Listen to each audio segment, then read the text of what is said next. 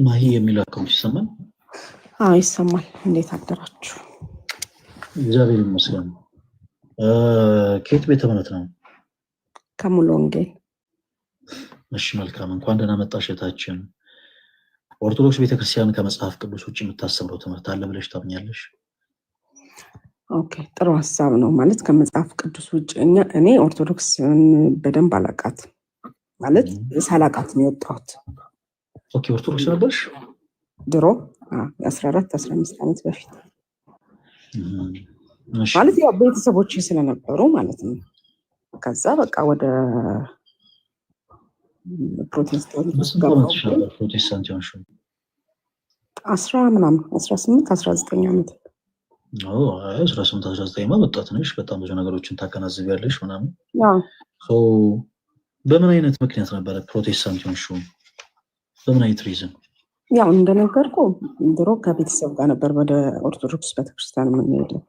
ከዛ በሆነ አጋጣሚ ከጓደኞች ጋር ምናምን፣ እነሱ ፕሮቴስታንቶች ነበሩ ጓደኞቼ በብዛት። ከዛ በቃ ቸርች ይዘውኝ ሄዱ። ትምህርቱ ምናምን በቃ እንትን አለኝና አልገናኝ አለኝ። አስተምሮቷን አላውቅም የኦርቶዶክስ ነው፣ ግን ይሄ በቃ ለስዕላት የሚሰገዱት የገብርኤል ስዕል፣ የሚካኤል፣ የእግዚአብሔር ምናምን ተብሎ የሚሄደውና እኔ ደግሞ እዛ ተምሬ የምመጣው አንድ አልሆነብኝም። እሱ ነገር ግራ ይገባኝ ነበረ። ከዛ በቃ ቀጥታ ወደዛ ተጠመኩኝ፣ ወደ ፕሮቴስታንቱ ገባው። ግን አሁን እናንተን እየሰማሁኝ ነው በጣም እና ኦርቶዶክስ እንደዚህ ናት ወይም እስከ ማለት ደረጃ የደረስኩት በጣም በቃ አሁን እንደውም በጣም በቃ እናንተን መስማት እፈልጋለሁ። ጥያቄዎች አሉኝ አሁንም ባይዘው። ግን ኦርቶዶክስ ትክክለኛ እናንተ እንደምትናገሩት የምታስተምር ከሆነ ምኑ ላይ ነው ስህተቱ ማለት ጀምሬያለሁ እራሴ። ግን አሁን እንዳልኩክ ይሄ ለስዕላት የሚሰገደው የክብር ነው ምናምን ስትል ሰምቻለሁ አንተም ባለፈው። እሱ ነገር ትንሽ እንትን ይለኛል እንጂ አስተምሮታችሁ ጥሩ ነው።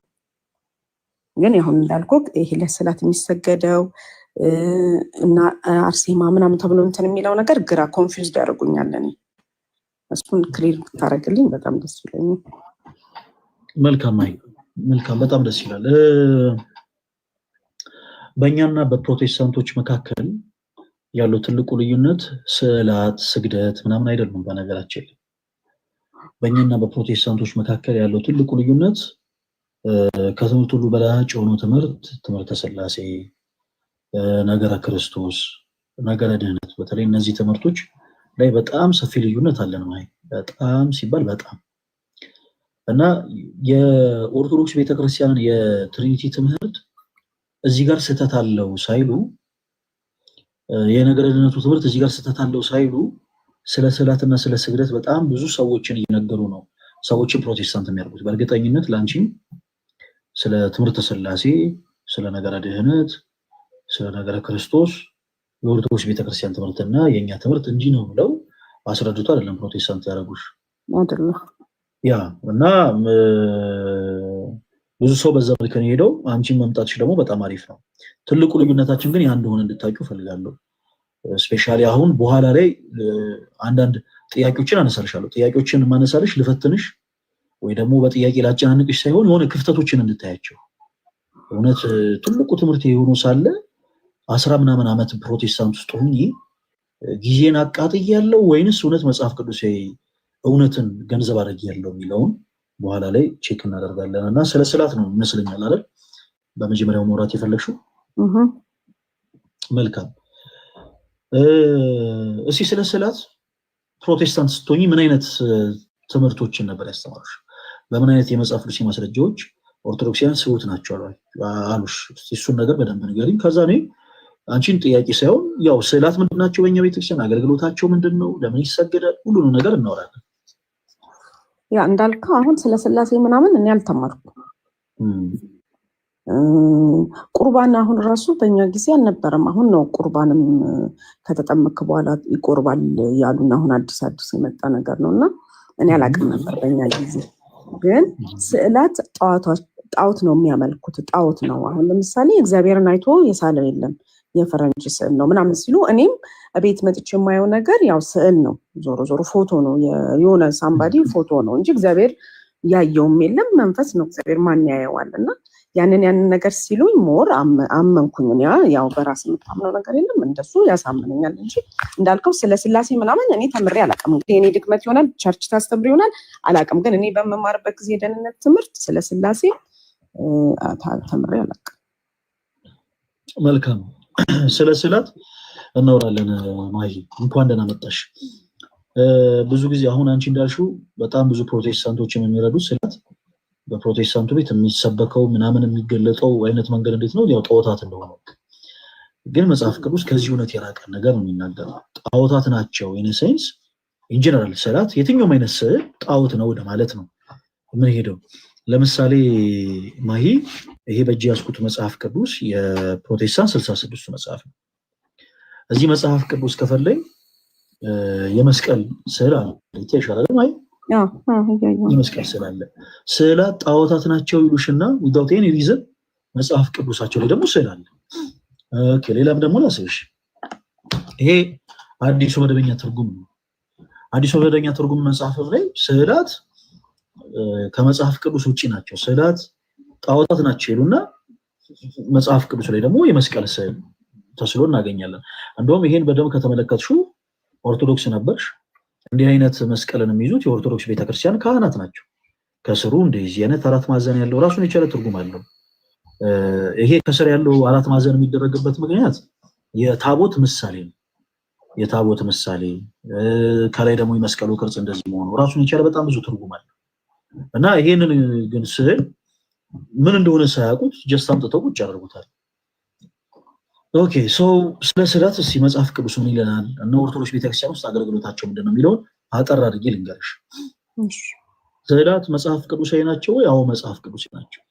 ፕሮቴስታንት የሆኑ ወንድሞቻችን ስዕላት መጽሐፍ ቅዱሳዊ እንዳልሆኑ የሚናገር ማስረጃ አምጡ ሲባሉ የሚሰጧቸው ጥቅሶች በአጠቃላይ የሚናገሩት ስለ ስዕላት አይደለም፣ ስለ ጣዖታት ነው የሚናገሩት። ለምሳሌ ዘጸአት ምዕራፍ 20 ከቁጥር 4 ላይ ያለውን ቃል ያነሱና ዘጸአት ምዕራፍ 20 ከቁጥር 4 ላይ በላይ በሰማይ ካለው በታች በምድርም ካለው ከምድርም በታች ከውሃ ውስጥ ካለው የማናቸውን ምሳሌ ላንተ አታደርግ፣ አታምልካቸው፣ አትስገድላቸውም ይላል። ኦኬ ሶ ይሄንን የመጽሐፍ ቅዱስ ጥቅስ መነሻ ያደርጉና ስለዚህ ኦርቶዶክስ ቤተክርስቲያን ውስጥ ያሉ ስዕላት በአጠቃላይ ጣዖታት ናቸው ወደሚል ድምዳሜ ይሄዳሉ። ግን ለየቅን ሁለቱም ጉዳይ ለየቅን። ስዕላት መጽሐፍ ቅዱስ ናቸው? አዎ ናቸው። ኦርቶዶክሲያን መጽሐፍ ቅዱስ የማስረጃ ያላቸው? አዎ አላቸው። አሁን ማይ ምን ታደርጊያለሽ? መጽሐፍ ቅዱስ ከሽ መጽሐፍ ቅዱስን ታዘጋጃለሽ። ካልሆነ ደግሞ ወረቀትና እስክሪብቶ ይዘሽ እነዚህን አሁን የምሰጥሽን ጥቅሶች ጽፈያቸዋለሽ። ለመሆኑ ግን በመጀመሪያ ያነሳ ነው ይሄ ጥቅስ እውነት ስዕላትን ኤክስፕረስ የሚያደርግ ነው ወይ አይደለም? እንዴት እንደዚህ ያለ? ምክንያቱም ገጸ ንባቡን በደንብ አድርጋችሁ ስትመለከቱት እንደዚህ ይላል። በላይ በሰማይ ካለው፣ በላይ በሰማይ ላይ ፀሐይ፣ ጨረቃ፣ ከዋክብት፣ አዋፍት ሌሎችም አሉ። ከዛ በታች በምድር ላይ ካለው በወንድም ይሁን በሴት አምሳል፣ በእንስሳ በዱር እንስሳ ይሁን በቤት እንስሳ፣ ከምድርም በታች ደግሞ ከውሃ ውስጥ ካለው በአሶች በአጠቃላይ ማለት ነው። በእነዚህ በአሳት ዝርዮች በአጠቃላይ በማናቸው ምሳሌ ለአንተ አታደርግ፣ ከዛስ አታምልካቸው፣ አትስገድላቸውም የሚላል አምላካችን እግዚአብሔር። ምክንያቱም እኔ አምላክ እግዚአብሔር ቀናተኛ አምላክ ነው። ስለዚህ እዚህ ክፍል ላይ አምላካችን እግዚአብሔር እያዘዘን ያለው እኛ በሱ የምናመልክ ክርስቲያኖች ጣዖታትን አብዝተን እንጸየፍ ዘንድ ነው። ለምሳሌ ማሂ አንድ ሰው አንበሳን ቢስል አንበሳን መሳል ኃጢአት አይደለም። አንበሳን ስሎ ግን እግዚአብሔርን ክዶ ገዢና አምላኬ አንተነህ ፈጣሪ አንተነህ ብሎ ግን ተንበርክኮ የሚያመልከውና የሚገዛለት ከሆነ ይሄ ጣዖት አምልኮ ነው።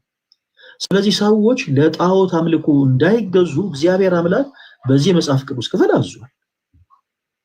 ይሄም በአጠቃላይ የሚያመለክተው ጣዖታት ነው። አንዳንድ ሰዎች በላይ በሰማይ ሲል እግዚአብሔርን ያካትታል የሚሉ አሉ። ማይ ቅዱሳን መላእክትን ያካትታል፣ በእነሱም ቢሆን አትሳሉ እያለን ይላሉ። በፍጹም አይደለም። በጣም ሲምፕል ሎጂክ ልንገርሽ፣ መላእክትን እግዚአብሔርን ቅዱሳን ሰዎችን እንደማያካትት ጣዖት የሚያመልኩ ሰዎች ያዩትን ነገር ነው ቀርጸው የሚያመልኩት። ሰው በመንፈስ ካልሆነ በቀር በሰማይ ያለ ምስጢርን ሊመለከት አይችልም። ለምሳሌ ከዘፍጥረት እስከ ዮሐንስ ላይ እንደ ወንጌላዊ እንደ ቅዱስ ዮሐንስ ሰማያዊ ምስጢርን የተመለከተ ማንም የለም። ሰማያዊ ምስጢር ለዛም ነው 3 መጽሐፍትን የጻፈው ወንጌሉን፣ መልእክቱንና ራእይን ጭምር ማለት ነው።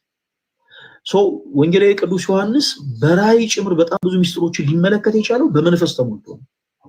በመንፈስ ያልተሞላ ሰው ግን ጣዖትን ለምሳሌ ስሎ ቀርጾ ለማምለክ ወደ ላይ ወደ ሰማይ ቀና ብሎ ቢመለከት ምንድነው ላይ የሚችል? መላእክትን አይደለም። እግዚአብሔርን ሊያዩ ይችላል? አይችልም። ቅዱሳን ሰዎችን ሊመለከታቸው ይችላል? በፍጹም። ነቢያት ሐዋርያትን ሊያዩ ይችላል? በፍጹም። እንኳን ልቡ ለጣዖት አምልኮ የተነሳሳ ሰው ይቅርና እኔና አንቺ ወደ ላይ ወደ ሰማይ ቀና ብለን ብንመለከት ልናይ የምንችለው ፀሐይ፣ ጨረቃ፣ ከዋክብት፣ አዋፍት፣ ሌሎችን በሰማይ ላይ ያሉ ሰራዊቶችን፣ ሜቴሮይድ፣ አስትሮይዶች፣ ኮሜንቶች የሚባሉትን ነገሮች በአጠቃላይ ነው ልናይ የምንችለው። ስለዚህ ሰዎች ወደ ላይ ወደ ሰማይ ቀና ብላችሁ ተመልክታችሁ አንዳቸውንም ስላችሁ እንዳታመልኳቸው ብሎ አምላካችን እግዚአብሔር አዘዘ። ስለዚህ ይሄ ክፍል በአጠቃላይ የሚመለከተው ጣዖታትን ነው እንጂ ስለ ቅዱሳት ስዕላት አይደለም። እሺ ሰው ስለ ቅዱሳት ስዕላት እንዴት ነው መጽሐፍ ቅዱስ የሆኑ ስንል ዘጸአት ምዕራፍ 25 እንጀምራለን። ለምሳሌ ዘጸአት ምዕራፍ 25 ቁጥር 18 ላይ ያለውን ቃል እንመለከታለን። መጽሐፍ ቅዱስ ይዘሻል ማለት አለስኩም ግን እሺ መጽሐፍ ቅዱስ ላይ እኔ ስለማውቀው ላምብልሽ።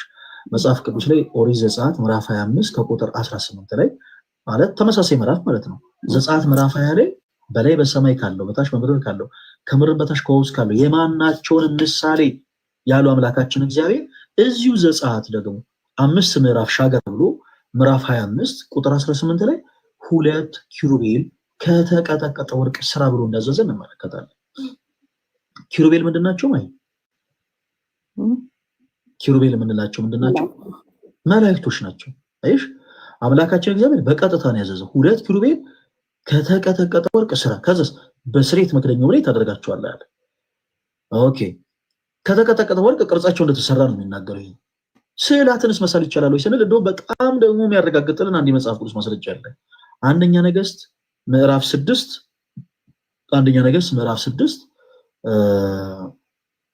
ቁጥር 29 በቤቱ ግንብ ሁሉ ዙሪያ ይላል። እሺ በቤቱ ግንብ ሁሉ ዙሪያ ለአምልኮተ እግዚአብሔር በተሰራው መቅደስ በቤቱ ግንብ ሁሉ ዙሪያ በውስጥና በውጭ የኪሩቤል መላእክት ስዕላት እንደተሰሩ ይናገራል። እንደውም በጣም የሚገርምሽ ቁጥር 27 ላይ የኔ ተወዳጆች ፕሊስ ኮሜንት ሴክሽን ላይ ያላችሁ እህት ወንድሞች ኦርቶዶክሳውያን ሁላችሁም ጸጥ ብላችሁ ተከታተሉ። እሺ እገሌ ሚዩት አድርጉ እገሌ ብሎክ አድርጉ አትበሉ ፕሊስ። እኔ ተጽዕኖ የፈጠርኩባቸው ሰዎች ናቸው እዚህ መጥተው ኮሜንት ላይ መጥፎ የሆነ ነገር የሚጽፉት። እኔን የሚጠላ ሰው እኔ የምናገረው ነገር ራሱን የሚያዞረው ሰው አረፋ የሚደፍቀው ሰው እዚህ ቁጭ ብሎ አይሰማም። እዚህ ቁጭ ብሎ ሰማ ማለት ግን እኔን እየጠላ ኦኬ የሆነ ሁሉ ነገር እያስጠላው እዚህ ቁጭ ብሎ ሰማ ማለት ግን ኦልሬዲ ተጽዕኖ ፈጥሬበታለሁ ማለት ነው። ሶ ከዚህ ላይ እንዲወጣ የሚፈልገው እናንተ ሚዩት አድርጋችሁት ወይ ብሎክ አድርጋችሁት ነው። ያ ሰው ሳቲስፋክሽን የሚያገኘው በዛ መልኩ ነው። ስለዚህ ጀስት ተውት። ኦኬ ተውት። ይሄ መጥፎ ለሆኑ ኮሜንቶች ሪፕሌይ ማድረጉን ተውት። ይጻፉ ተዋቸው። እየጻፉ ቢሆን እየሰሙን ነው። እኛ የምንፈልገው ያንን ነው። እነሱ የሚጽፉትን ነገር ይጻፉ፣ እኛ ደግሞ መልእክታችንን እናስተላልፋለን። አለቀ። እኛ ተጽዕኖ ስለፈጠርንባቸው በጣም የሚገርማችሁ ነገር እየመረራቸው ምንናገረው ነገር ሳይጥማቸው ማለት ነው እየመረራቸው በጣም ጆሮአቸውን እየቆረቆራቸው ቢሆን እዚህ ቁጭ ብለው ይሰሙናል። ቲክታክ ፕላትፎርም እንኳን መቼ ነው የኤክስ ምልክቱን ነክተው መውጣት ይችላሉ ከላይቭ ላይ። ግን አሁን ላይ እዚህ ቁጭ ብለው እየሰሙ ያሉት ሁሉ ነገራችን ስለገዛቸው ነው። ጋይስ እናንተ ልክ በላይ ስትሆኑ ተረዱ እንጂ ሁሉ ነገራችን ስለገዛቸው ወደደም ጠላም እዚሁ ቁጭ ብሎ ያዳምጣል። መጥፎ ኮሜንት የሚጽፈው ራሱን ችሎ ራሱን ገዝቶ መውጣት ስላልቻለ እናንተ ተበሳሽታችሁ ሚዩት እንድታረጉት ይሄው ሚዩት አረጉ ይሄው ተበሳጩ ምናምን ይሄ ስራ ማለት ነው። ይሄው ብሎክ ስታረጉ ይሄው ብሎክ አረጉ ምናምን የታባታችሁ ምናምን እንዲል ነው። እና ጋይስ ምንም ቦታ አትስጡት። ሁሉም የሚጽፈው ነገር ይጻፍ፣ የሚናገሩትን ነገር ይናገሩ። እኛ መቀጥቀጥ ያለብንን ዝም ብለን እንቀጠቅጣለን። እንደውም ሁላችሁም ኮሜንት ላይ እንቀጠቅጣለን ብላችሁ ጻፉ። ሁላችሁም እሺ፣ እንቀጥል። መልካም ሰው አንደኛ ነገሥት 6 ቁጥር 29 ላይ ምን ይላል?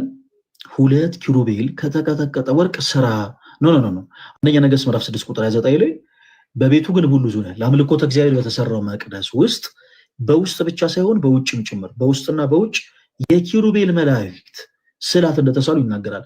ቁጥር 27 ጀምሮ ስታነቡት በጣም የሚደንቅ ቃል ታገኛላችሁ ክርስቲያኖች። ቁጥር 27 ጀምሮ ስትመለከቱት እንደዚህ ይላል የኪሩቤል ክንፎቻቸው ተዘርግተው ነበር ይላል። የተሳሉበት አሳሳል ማለት ነው። የኪሩቤል ክንፎቻቸው ተዘርግተው ነበር። የአንዱ ኪሩብ ክንፍ አንደኛውን ግንብ ይነካ ነበር። በጣም ትልልቅ ተደርገው ነው የተሳሉት። የአንዱ ኪሩብ ክንፍ አንደኛውን ግንብ ይነካ ነበር። የሁለተኛውም ኪሩብ ክንፍ ደግሞ ሁለተኛውን ግንብ ይነካ ነበር። ማለት በጣም ግዙፍ ሆኖ ነው ክንፎቻቸው ከአንደኛው ግንብ እስከ ሌላኛው ግንብ ጥግ እንዲደርስ ተደርገው ነበር የተሳሉት። ሰው ስዕላት መጽሐፍ ቅዱሴ ናቸው የምንለው ከዚህ ተነስተን ነው። አንድ ነገር መጽሐፍ ቅዱሴን የምንለው በፈቃድ እግዚአብሔር ትእዛዝ የታዘዘ ጉዳይ ሲሆን ብቻ ነው። ስለዚህ ስዕላት አሁን መጽሐፍ ቅዱሴ ናቸው ወይ? አዎ ናቸው። አዎ ናቸው። ኦኬ ሰው መጽሐፍ ቅዱሴ ማስረጃ አለ ነው? ያው አለን።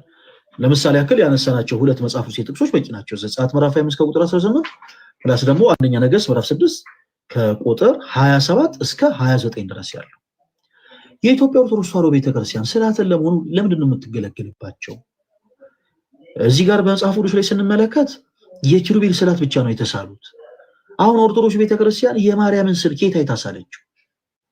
ትሪኒቲ ይሳላል። የትሪኒቲ ስዕል ከየት ታይቶ ተሳለ? ትሪኒቲን የሚያክል ሚስጥር እንዴት በስዕል ታስቀምጣለች? ምን አይነት ድፍረት ነው ብሎም ይጠይቋል።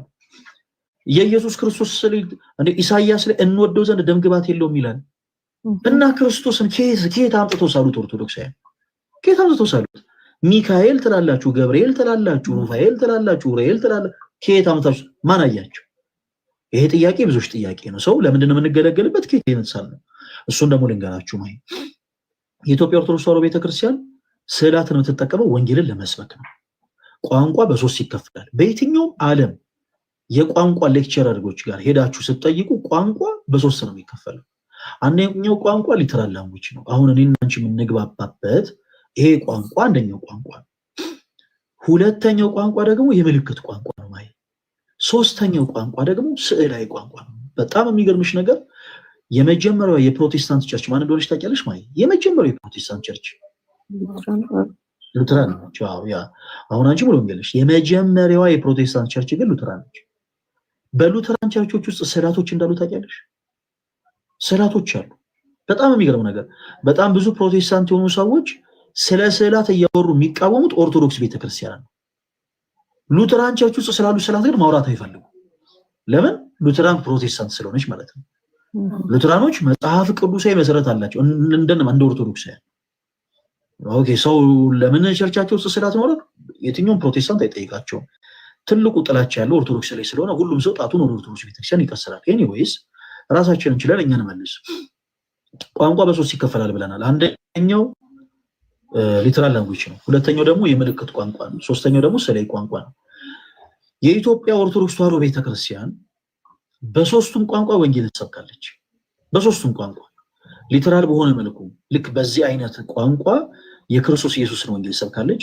ማሂ አንቺ ኦርቶዶክስ ነበርሽ ትውስተዋለሽ። በምልክት ቋንቋ ቤተክርስቲያናችን ወንጌል ትሰብካለች።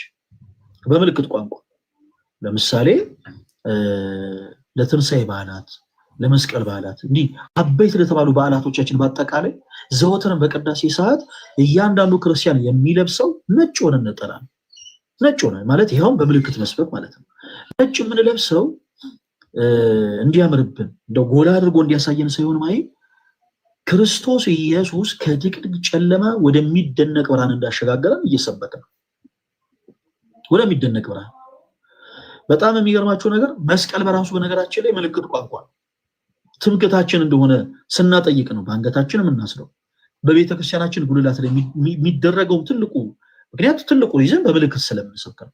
በጣም ብዙ ጊዜ ኦርቶዶክሲያን ገጥሟቸው ከሆነ በጣም ብዙ ፕሮቴስታንት በመጀመሪያ የሚያደርገው ነገር ኦርቶዶክስ ቤተክርስቲያንን መቃወም ብቻ ስለሆነ ፍላጎታቸው ከአንገታችሁ ላይ ያለው መስቀል በጥሱት፣ ይሄን መስቀል በጥሱት ይሏቸዋል። ትበጥሳላችሁ። ከዛ የሚወስዷችሁ ቸርች ስትገቡ ግን ትልቅዬ መስቀል አለ። በጣም ይገርማል። ትልቅ መስቀል አለ ቸርች ውስጥ ማለት ትርጉሙን አያውቁትም። ኦርቶዶክስ ቤተክርስቲያን ምን እያደረገች ነው? ለምን እንደዚህ አይነት ነገር እየተደረገ ነው? ምንም አይነት አይዲያ የላቸው። ጀስት ጥላቸው ስላላችሁ ይሄን መስቀል ካንገታችሁ አውልቁት ይሏቸው ትበጥሳላችሁ። ቸርች ግን ስትገቡ ትልቅዬ መስቀል ደግሞ ግድግዳ ላይ ተንጠልጥሎ ታገኛላችሁ።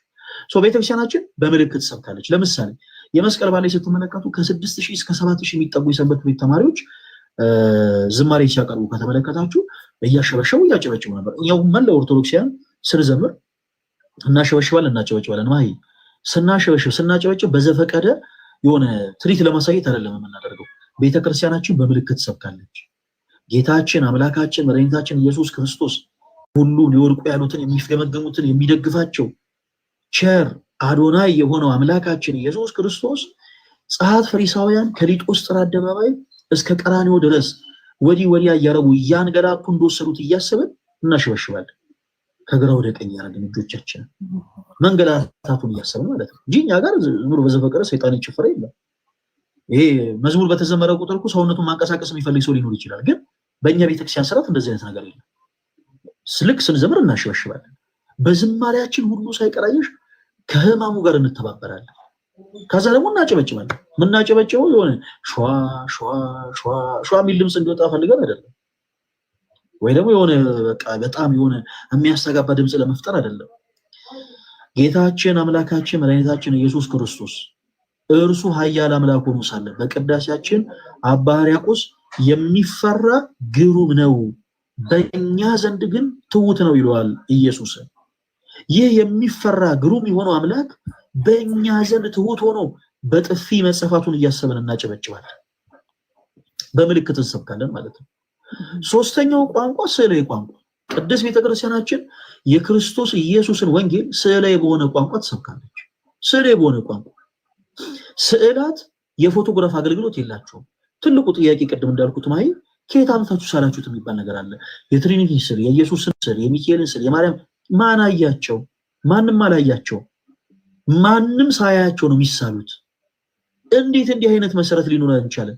መጽሐፍ ቅዱስ የትኛው ጥቅስ? ቅድም ያነሳን አንደኛ ነገሥት ምዕራፍ 6 ከቁጥር 27 እስከ 29 ድረስ ስትመለከቺ የኪሩቤል ስዕላትን ለአምልኮተ እግዚአብሔር በተሰራው መቅደስ በውስጥና በውጭ እንዲህ ስል ሲታዘዝ ከአምላኩ ከእግዚአብሔር የሳለው አካል በጣም የሚገርምሽ ነገር ነው።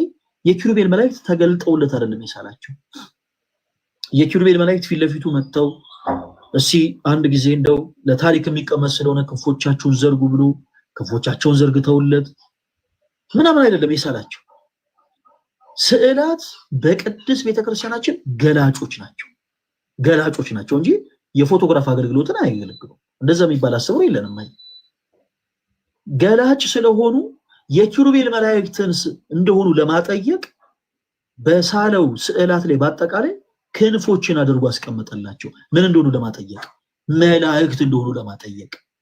በተመሳሳይ በእኛም ቤተክርስቲያኑ ስዕላት ገላጮች ስለሆኑ የመጽሐፍ ቅዱሱን ሐሳብ ስዕላዊ በሆነ ቋንቋ ቅድስት ቤተክርስቲያናችን ትሰብክባቸዋለች እንጂ የፎቶግራፍ አገልግሎትን በፍጹም አታገለግልም። የትኛውም ስዕላት የፎቶግራፍ አገልግሎትን አያገለግሉም። ይኸውላችሁ ይሄ ክርስቶስ ልክ ሲወለድ በቤተልሔም ግርግድ መልኩ ይሄ ነበር። ይኸውላችሁ ደም ግባቱ አያችሁት? በቃ ልክ እንደዚህ ቀይ ነበር ብታይ ይገርማችኋል። እያለን አይደለም። ሁላችሁ በደንብ አዳምጡ። በራዕይ መጽሐፍ ላይ ሚካኤልና መላእክቱ ዘንዶን ተዋጉት ይላል። ሚካኤልና መላእክቱ ዘንዶን ተዋጉት፣ ዘንዶም አልቻላቸውም። ሚካኤልና መላእክቱ ዘንዶን አሸነፉት ይላል። ይሄንን ራሱን ሐሳብ ቅድስት ቤተክርስቲያናችን ስዕላዊ በሆነ ገላጭነት ታስቀምጠዋለች። ሚካኤልና መላእክቱ ዘንዶን ተዋግተው እንዳሸነፉት ከስዕሉ ስር ይጻፋል። ሚካኤልና መላእክቱ ዘንዶን እንዳሸነፉ ተብሎ ለምን? ገላጭ ነዋ። በመጽሐፍ ቅዱስ ላይ የተቀመጠውን ሐሳብ ስዕላዊ በሆነ ገላጭነት ነው ቅድስት ቤተክርስቲያናችን የምታስበው። ጌታችን አምላካችን መድኃኒታችን ኢየሱስ ክርስቶስ በቤተልሔም ግርግም እንደተወለደ መጽሐፍ ቅዱስ ይናገራል። መጽሐፍ ቅዱስ የማቴዎስ ወንጌልን ስንመለከት ለምሳሌ ጌታችን ኢየሱስ ክርስቶስ ከእናታችን ከቅድስት ድንግል ማርያም እንደተወለደ የሚናገረውን የመጽሐፍ ቅዱስን ሐሳብ ቅድስት ቤተክርስቲያናችን ታነሳና ስዕላዊ በሆነ ገላጭነት ታስቀምጣለች። እንደው የሚሉት ቢያውቁ ገጥሞሽ ከሆነ አንዳንድ ሰዎች ዛሬም ድረስ ኢየሱስ አላደገም፣ ኢየሱስ ዛሬም ድረስ አላደገም፣ ኦርቶዶክስ ቤተክርስቲያን ውስጥ ዛሬም ድረስ ማርያም አቅፎ ነው ያለችው የሚሉ ሰዎች አሉ። ቤተክርስቲያን እንደዚህ አይነት አስተምሮ አይደለም ያስተማረችው። ክርስቶስ ከማርያም ተወልዷል የሚለውን የመጽሐፍ ቅዱስን ሐሳብ ስዕላዊ በሆነ ገላጭነት ቅድስት ቤተክርስቲያናችን ትሰብክበታለች። ለመሆኑ ለምን አስፈለገ? ሁለት ነገሮችን ላንሳለሽ። የመጀመሪያው ትልቁ ነገር በሰዎች አይምሮ በቀላሉ ሊታተም የሚችለው ትልቁ ቋንቋ ስዕላዊ ቋንቋ። ለምሳሌ ልጆች አሉሽ አንቺ?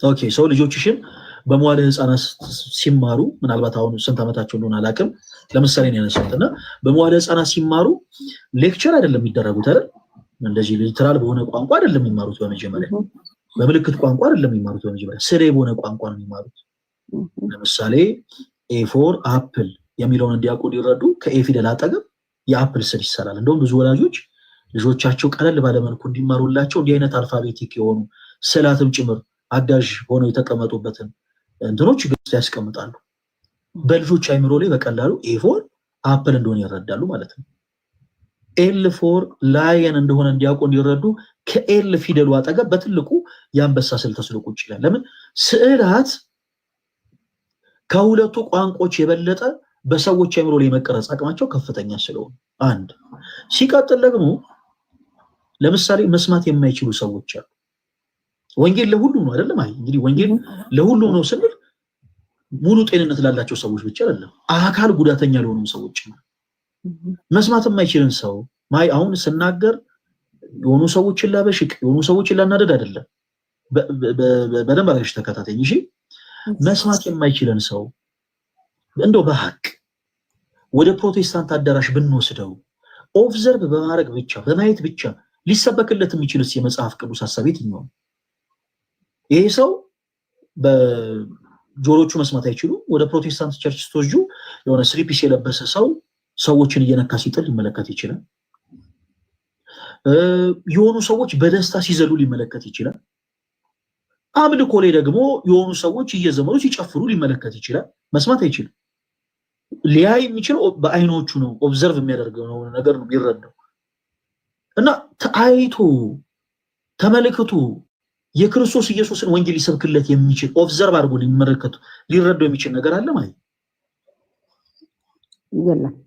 የለም አንተ ባልከው የለም ልክ ነው ይሄንን ሰው ራሱን ግን ወደ ኦርቶዶክስ ቤተክርስቲያን ብታስገቢው ቤተክርስቲያናችን ስዕላዊ በሆነ ገላጭነት የክርስቶስ ኢየሱስን ወንጌል ተሰብከለታል ስዕላዊ በሆነ ገላጭነት ቅድም እንዳልኩት ልክ ወደ ቤተ መቅደስ ሲገባ ቅዱስ ቤተክርስቲያናችን ውስጥ በአጠቃላይ በቅዱሳት ስዕላት ቅዱስ ቤተክርስቲያናችን መሰብካቸው ወንጌሎች በአጠቃላይ አሉ ቅድም እንዳልኩት ስዕላት ቋንቋዎች ናቸው ለምሳሌ እኔ ፈለገ አትናቴዎስ ነኝ አሁን እኔ ፈለገ አትናቴዎስ ስል የተናገርኩት ቃል አይታይም ምንም አይነት ቅርጽ የለውም የተናገርኩት ቃል ግን ፊደላት ራሱ ስዕላት ናቸው ፈለገ አትናቴዎስ ተብለው ደግሞ ስዕላዊ በሆኑ ፊደላት ሲቀመጥ የማይታይ የነበረው ቃል ይታያል አይሽ ቅርጽ የነበረው ነገር ቅርጽ ይኖረዋል ስለዚህ በቅዱስ ቤተክርስቲያናችን በመጽሐፍ ቅዱስ ላይ ያለውን ሐሳብ ስዕላዊ በሆነ ገላጭነት ቅዱስ ቤተክርስቲያናችን ተሰብክበታለች ጌታችን ኢየሱስ ክርስቶስ በቤተልሔም ግርግም እንደተወለደ ስዕሉ ገላጭ ስለሆነ ከስዕላቱ ስር ይጻፋል ጌታችን ኢየሱስ ክርስቶስ በቤተልሔም ግርግም እንደተወለደ ይሄ ኢየሱስ ክርስቶስ ነው አይደለም የፎቶግራፍ አገልግሎት አይሰጥም ማለት ነው ለምሳሌ እኔ መታወቂያ ነው ጥቼ ይሄ ሰው ማን ነው ብልሽ ማይ ፈለገ አትናቴዎስ ነው ትይኛለሽ ለምን ፎቶዬ ስለሆነ ስዕላት ግን የፎቶግራፍ አገልግሎት አይደለም የሚሰጡት ገላጮች ናቸው በመጽሐፍ ቅዱስ ላይ የተቀመጠው ሐሳብ ኤክስፕረስ ነው የሚያደርጉት ከዛስ ጌታችን አምላካችን መድኃኒታችን ኢየሱስ ክርስቶስ ወደ ዮርዳኖስ ወንዝ ሄዶ በዮሐንስ እጅ እንደተጠመቀ ስዕላዊ በሆነ ቋንቋ ለዚህ ሰው ተሰብክለታለች ከስዕሉም ስር ገላጭ ስለሆነ ጌታችን ኢየሱስ በዮሐንስ እጅ እንደተጠመቀ ስለኛ ኃጢአት ስለኛ በደል በቀራንዮ መስቀል ላይ ደግሞ ተሰቅሎ ሕማምን መቀበሉን ቅዱስ ቤተክርስቲያናችን ስዕላዊ በሆነ ቋንቋ ለዚህ ሰው ተሰብክለታለች ከስዕሉ ስር ገላጭ ስለሆነ ቅድም እንዳልኩት ጌታችን ኢየሱስ ክርስቶስ በመስቀል ተሰቅሎ ሕማምን እንደተቀበለ ተብሎ ይጻፍበታል ገላጭ ስለሆነ ማለት ነው በጉልላቶቻችን ለሚሳሉ ስዕላቶችን ምናልባት ካስታውሽ ማሂ ብዙ ጊዜ በመዝሙርና በራእይ ላይ የተጻፉ ሐሳቦች ይበዛሉ ለምሳሌ በመዝሙር እንደተጻፈ ጌታችን ኢየሱስ ክርስቶስ ከጽዮን በጋድ ይመጣል ወአምላክነ ይያራም እሳት ይነድድ ቅድሜው አምላካችን እግዚአብሔር ዝም አይልም በፊቱ እሳት ይነዳል እናንተ ጻድቃኑ የአባቴን መንግስት ወረሱ የሚል የሕይወት እሳት እናንተ ኃጥአን ከፊቴ ውግዱ የሚል የሚባላ እሳት በፊቱ ይነዳል በዛች የፍርድ ቀን በጎቹን በቀኝ ፍየሎቹን በግራ ያቆማል ይሄ በመጽሐፍ ቅዱስ ላይ የተጻፈውን ሐሳብ ቅዱስ ቤተክርስቲያናችን ስዕላዊ በሆነ ገላጭነት በጉልላቶቹ ላይ ተስለው እንዲቀመጡ ታደርጋለች ለዚህ ሰው ስዕላዊ በሆነ ቋንቋ ተሰብክለታለች ማለት ነው ስለዚህ ስዕላት በቤተክርስቲያናችን ያላቸው አገልግሎት የክርስቶስ ኢየሱስን ወንጌል መስበክ ነው። ልሳኖቿ ናቸው የቤተክርስቲያን ልሳኖቿ። በሊትራል ላንጉጅ የሚሰበከው የቤተክርስቲያን ልሳን ነው። በምልክት ቋንቋ የሚሰበከው የቤተክርስቲያን ልሳን ነው። በስዕላዊ ቋንቋ የሚሰበኩትም ስብከቶች በአጠቃላይ የቤተክርስቲያን ልሳኖች ናቸው። ስለዚህ ስዕላት በቤተክርስቲያናችን ያላቸው ትልቁ አገልግሎት ያለው ወንጌልን መስበክ ነው። ከዛ ውጭ አንዳንድ ጊዜ ስዕል አድኖ ይባላል። ስዕል አድኖ ሰዎች ይላሉ አይደለ? እና ብዙ ጊዜ እንዴት ስዕል አድኖ እኮ ነው የሚሉት ይላሉ አንዳንድ ፕሮቴስታንቶች። የሆነ ትልቅ የሆነ የሰባ ሐሳብ ያነሱ ይመስላቸውና ኦርቶዶክሳን እኮ ስዕል አድኖ ነው የሚሉት። በጣም ይሄ እኮ በጣም ከወንጌል ጋር የሚጻረር ነገር ነው ይላሉ። ግን ደፍሮ መጥቶ እኛን የሚያወራን የለም። በተደጋጋሚ ሲኑና በመጽሐፍ ማስረጃ አውሩ እንላለን፣ ደግሞ የሚያወራን የለም። የሚሰየሙት ስዕላት ቅዱሳት ስዕላት ተብለዋል። ለምሳሌ ይሄ መጽሐፍ ቅዱስ በግዕዝ የተጻፈ መጽሐፍ ነው። ይሄ መጽሐፍ ቅዱስ ከሌሎች መጽሐፍ የሚለየው ቅዱስ የሚል ቅጽል ስላለው። ስዕላትም ልክ እንደዚህ ቅዱስ ቃሉን ገላጭ ሆነው የቤተክርስቲያን ልሳን ሆነው ቤተክርስቲያን እየሰበከባቸው ያሉ ስዕላት በአጠቃላይ ቅዱሳት ስዕላት ተብለው ይጠራሉ። ሰዎች ስዕል አድኖ ይላሉ፣ ምንም ችግር የለውም ግን ቢሉ ለምን? ከደዌ ስጋ ስለዳኑባቸው። ከደዌ ስጋ ያድናሉ። ከዘላለም ሞት አይደለም ያለው፣ ከደዌ ስጋ። ከዘላለም ሞት ያዳነን ስዕል አይደለም፣ ቅዱሳኖች አይደሉም፣ ቅዱሳን መላእክቶች አይደሉም፣ ዝክር አይደለም። ከዘላለም ሞት ያዳነን ሊቀ ካህናችን ክርስቶስ ኢየሱስ ነው። በመስቀል ተሰቅሎ አንድ ጊዜ ስጋውን ቆርሶ ደሙን አፍስሶ ራሱ መስዋዕት አቅራቢ ሊቀ ካህን ሆኖ ራሱ የአዲስ ኪዳን መስዋዕት ሆኖ ራሱ ደግሞ መስዋዕት ተቀባይ ሆኖ የሰውን ልጅ ለዘላለም ከራሱ ጋር ከባሪ አባቱ ከአብ ከባሪ ሕይወቱ ከመንፈስ ቅዱስ ጋር አሳርቋል። ስለዚህ ከዘላለም ሞት ያዳነን ክርስቶስ ኢየሱስ ነው። በዚህ ላይ ምን ተካው? አንዳችም ቁስ አንዳችም ፍጡር የለም። ከደዌ ስጋ ግን መጽሐፍ ቅዱስም ቅዱሳት ስዕላትም ሁሉም ነገር ያድናል፣ ሰው እስካመነበት ድረስ። ምሳሌ እናንሳ። የማቴዎስ ወንጌል ምዕራፍ 9 ላይ ከቁጥር 20 አካባቢ 12 ዓመት ደም ሲፈሳት የነበረችውን ሴት ይጠቅሳል። 12 ዓመት ደም ሲፈሳት የነበረችው 12 ዓመት ደም ሲፈሳት የነበረች ያቺ ሴት በልቧ የክርስቶስ ኢየሱስን የልብሱን ዘርፍ የነካው እንደሆነ ከደዌ ይድናለሁ ብላ በልቧ እምነት ነበራትና ወደ ክርስቶስ እንደምንም ቀርባ የልብሱን ዘርፍ ነካችው፣ ከነበረባት ደዌ ተፈወሰች ይላል። አሁን ይቺ ሴት የክርስቶስን ጨርቅ የነካችው ክርስቶስን ረስታ አይደለም። የክርስቶስን ጨርቅ የነካችው ክርስቶስን አስባ ነው። ጨርቅ አይደለም ያዳናት። ምኗን ያዳናት? እምነቷ አይደል? ጌታችን ኢየሱስ ዘወር ብሎ ልጄ ሆይ አይዞሽ እምነትሽ አድኖሻል ያላት። ለጨርቅነትማ በነበረችበት አካባቢ በሺዎች የሚቆጠሩ ብዙ ጨርቆች ነበሩ ሰዎች የለበሷቸው። ግን ክርስቶስን አይታ ስለሆነ ጨርቁን የነካችው ድናለች። ጨርቁ ግዑዝ ነው ጨርቁ ክርስቶስ የለበሰው ጨርቅ ስለሆነ ግን ቅዱስ ነው። የተቀደሰውን ክርስቶስ የለበሰውን ጨርቅ ነካች። ክርስቶስ ረስታ ነው ወይ? አይደለም።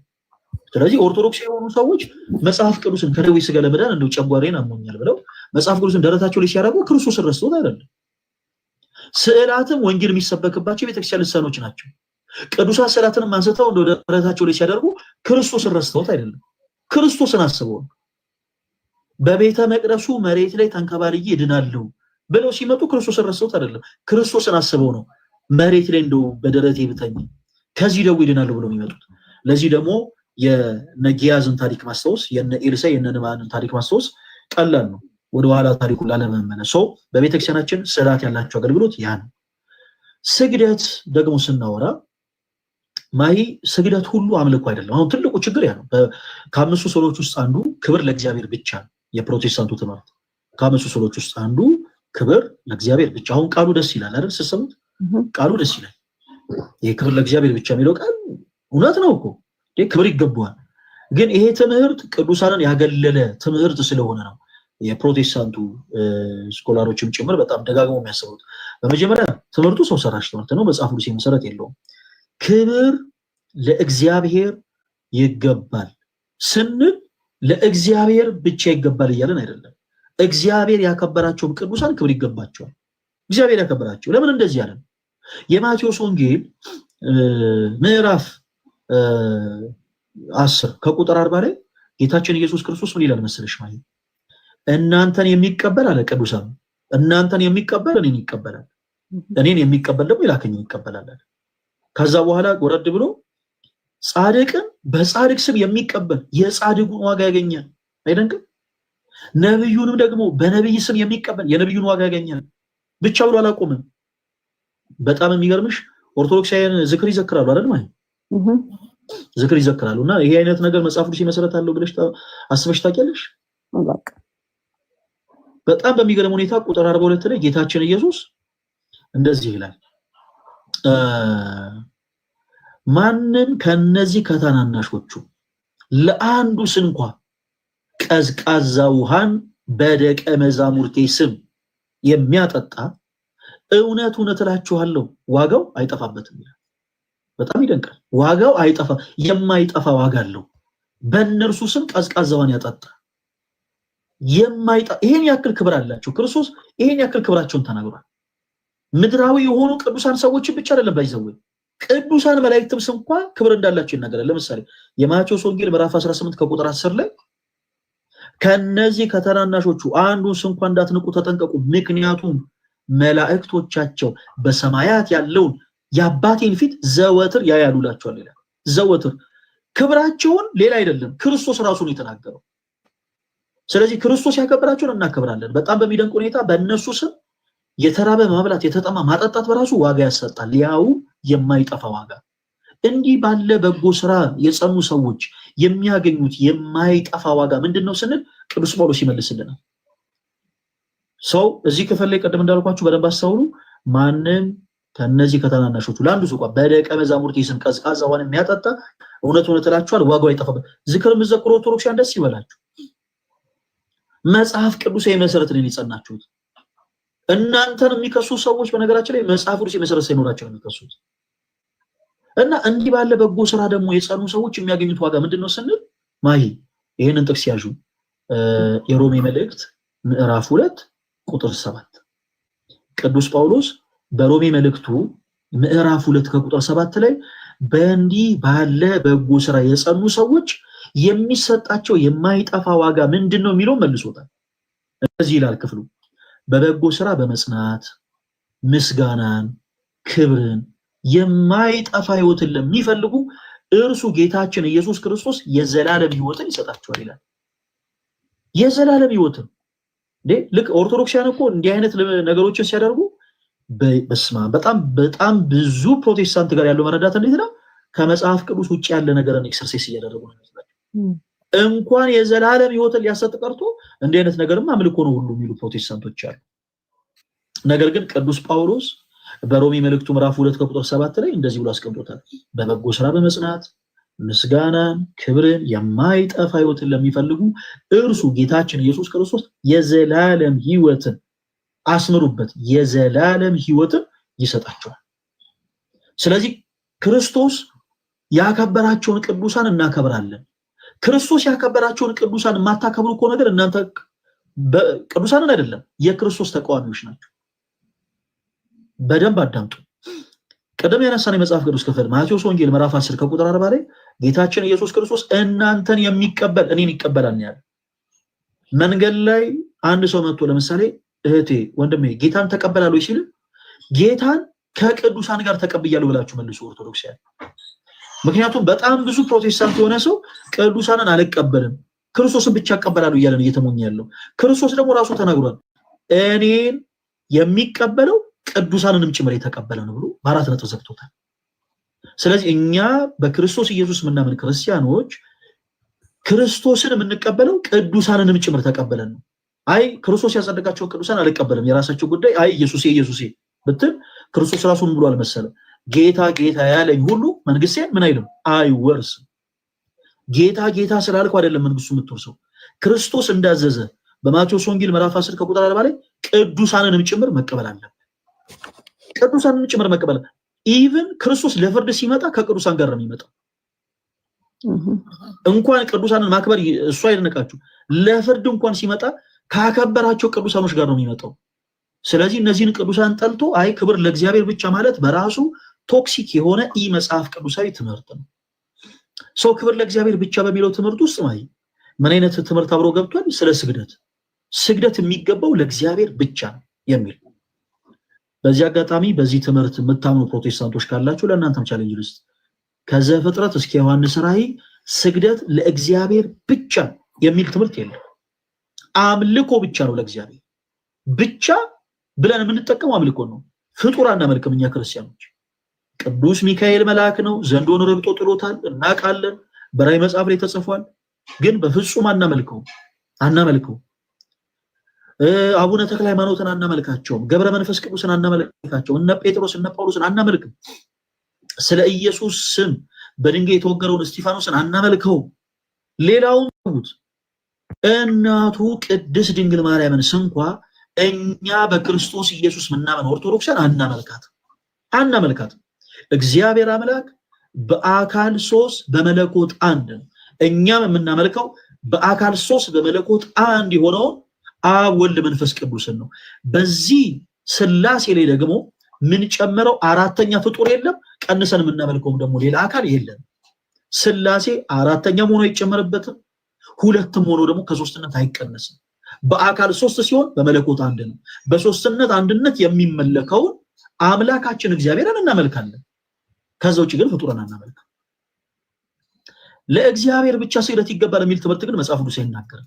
መጽሐፍ ቅዱስ የለም ካለ ኤኒ ታይም እኔ ዝግጁ ነኝ ለአንቺ ይሄን ጥቅስ የሚሰጥሽ ስግደት ለእግዚአብሔር ብቻ የሚል ካለ ማስረጃው ከኔ ጋር እናወራለን። ፈቃደኛ ነኝ ለማውራት።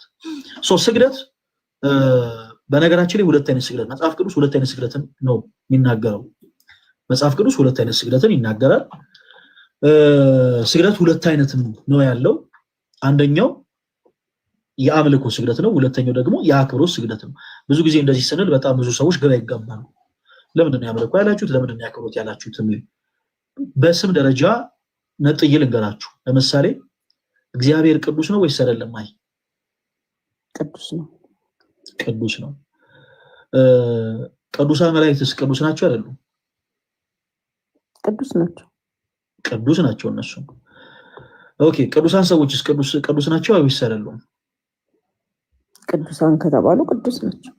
ቅዱሳን ሰዎችም ቅዱስ ናቸው። እንግዲህ ተመልከቱ፣ እግዚአብሔርንም ቅዱስ አለን፣ ቅዱሳን ሰዎችንም ቅዱስ አለን፣ ከዛ ቅዱሳን መላእክትንም ቅዱስ አለን። እግዚአብሔርንም ቅዱስ ስንል፣ ቅዱሳን መላእክትንም ቅዱስ ስንል፣ ቅዱሳን ሰዎችንም ቅዱስ ስንል ተመሳሳይ እኩል የሆነ ማዕረግን እየሰጠን ነው ማለት ነው። አምላክ ለሆነው ለእግዚአብሔር እንዲሁም ደግሞ ፍጡር ለሆኑት ቅዱሳን መላእክትና ቅዱሳን ሰዎች እኩል የሚስተካከል ማዕረግን እየሰጠን ነው ማለት ነው። አይደለም የኔ ተወዳጆች፣ እንደዚህ የሚል ትምህርት የለንም። እሺ፣ እንደዛ አይደለም። እኛ የምናምነው ቅዱስ የምንለው አምላካችን እግዚአብሔር ነው። ይሄን በደንብ አድርጋችሁ ያዙ። ቅዱስ የምንለው አምላካችን እግዚአብሔርን ነው። የእርሱ ቅድስና የባህሪው ነው። ማንም አይሰጠውም፣ ማንም አይነጥቀውም። ቅዱሳን የምንላቸው በጸጋ ቅድስናን ያገኙ ናቸው። ስለዚህ እግዚአብሔርን ቅዱስ ስንለው ኦልሬዲ ይሄንን አምነን ነው የምንለው፣ የባህሪው እንደሆነ አውቀን ነው የምንጠራው እንጂ ከቅዱሳን መላእክት ጋር እኩል ክብር ሰጥተነው አይደለም። ቅድስና የባህሪው አምላካችን እግዚአብሔር ብቻ ነው። የእርሱ ቅድስና የባህሪው ነው። ማንም አይሰጠውም፣ ማንም አይነጥቀውም። ቅዱሳን የምንላቸው በጸጋ ከአምላካችን ከእግዚአብሔር ዘንድ ቅድስናን ገንዘብ ያደረጉ ናቸው። ቅዱሳን የምንላቸው በተመሳሳይ ስግደትም ለአምላካችን ለእግዚአብሔር የምንሰግደው ስግደትና ለቅዱሳን የምንሰግደው ስግደት፣ ክብር ለተገባቸው ደግሞ ስፍሮች የምናደርገው ስግደት ተመሳሳይ የሆነ ስግደት አይደለም። ለአምላካችን ለእግዚአብሔር የምንሰግደው ስግደት የአምልኮ ስግደት ነው። ተወዳጆች፣ የአምልኮ ስግደት። ይሄንን ሁላችሁም በደንብ አድርጋችሁ አስቡ። ምሳሌ ልስጠት። ለዚህ ነው ይሄን ጥቅስ ያዙ በደንብ። መጽሐፈ ዜና መዋዕል ቀዳማዊ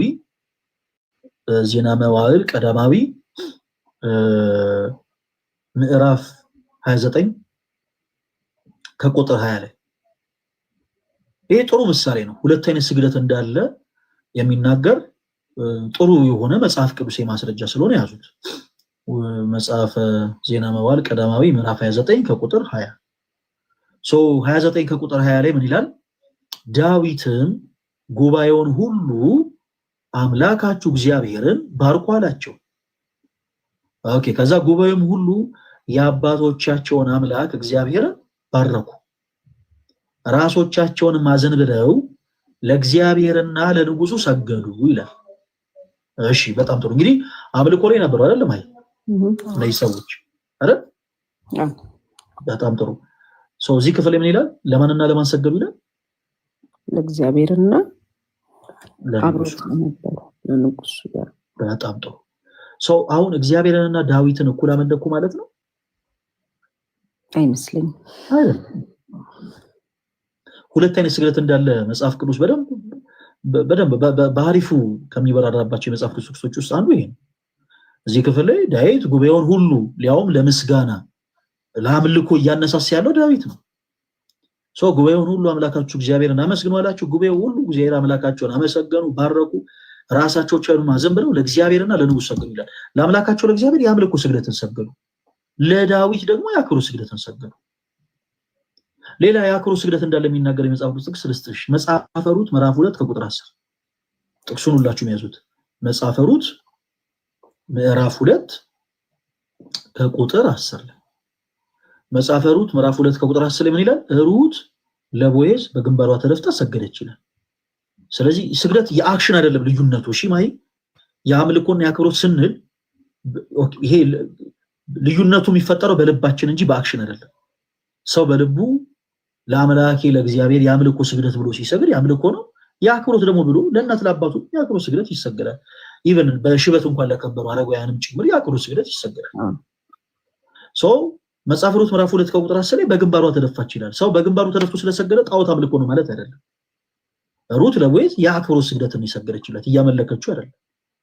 ስለዚህ ቤተክርስቲያናችን ወንጌልን ከምሰብክባቸው ልሳኖቿ መካከል አንዱ የሆነው ቅዱሳት ስዕላት ነው። ለቅዱሳት ስዕላት ኦርቶዶክስ የሆነን አማኞች እኛ የአክብሮት ስግደትን ነው የምንሰግደው፣ ክብር የተገባው ስለሆነ ማለት ነው። ቃሉ ክብር አለው። ክብር የተገባው ስለሆነ የአክብሮት ስግደትን እንሰግዳለን። የምንሰግደው ግን እያመለክን አይደለም። በቅዳሴያችን ሰዓት ማሂ በቅዳሴ ሰዓት የጸሎት በነገራችን ላይ በቤተክርስቲያናችን የጸሎት ሁሉ ትልቁ ጸሎት ቅዳሴ ነው። በቅዳሴ ጸሎት የግል ጸሎት ራሱ አይጸለይም ብላ ቤተክርስቲያናችን ትደነግጋለች በስርዓቷ። ለምን?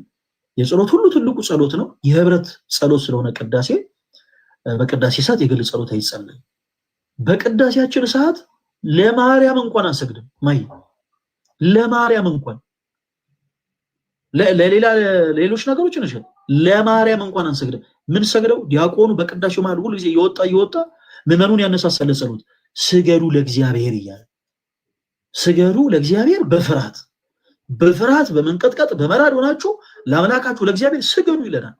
በቅዳሴ ሰዓት በአጠቃላይ ሁሉም ኦርቶዶክስ የሚሰግደው ለአምላኩ ለእግዚአብሔር ነው። ከዛ ውጭ ግን ሰው በግሉ የአክብሮት ስግደትን አይደለም ለቅዱሳት ስዕላት ቤተ መቅደሱ ሲገባ እንኳን የአክብሮት ስግደትን ሰግዶ መግባት ይችላል። ኃጢአት አይደለም።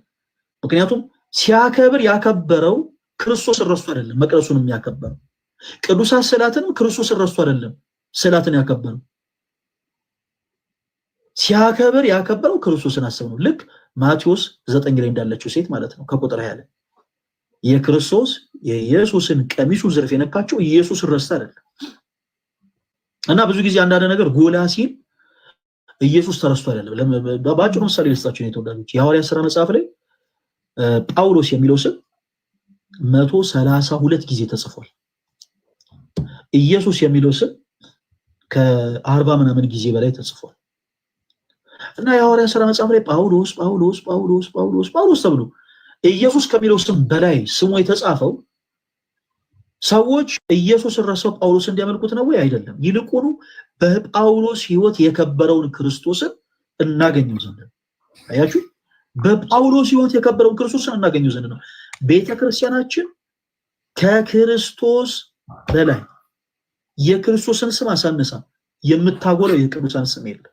እናቱ ድንግል ማርያምንም ጨምሮ ማለት ነው። ማርያም ቢባል በቤተክርስቲያናችን አውቄ ነው ታየሽ ያነሳሁት። በቤተክርስቲያናችን ኢየሱስ ማርያም ተብሎ ተደጋግሞ ቢጠራ ኦርቶዶክሳውያን ክርስቶስን ረስተው ኢየሱስን ረስተው ማርያምን እያመለኩ አይደለም። ይልቁኑ በሷ የከበረው ኦኬ እርሱን ስሙት ያለችንን ክርስቶስ ኢየሱስን ለማግነን ነው። ለምሳሌ አርሴማ ይባላል። እንደው የቅዱሳንን ስም በዚያው አጋጣሚ ነጥራ ኦርቶዶክሳውያን አርሴማ ሲሉ ኢየሱስ የሚለው ስም ረስቶ አይደለም አርሴማን ያገነነው። አርሴማ ማለት በጣም ይገርምሽ አንዳንድ ቪዲዮ ተመልክተሽ ከሆነ አንዲት ፕሮቴስታንት ሴት አርሴማ ጣዖት ናት የሚል ንግግር ተናግራ ነበር። ጣዖት ናት ላለችበት ጉዳይ መጽሐፍ ቅዱስ ማስረጃ አላቀረበችም።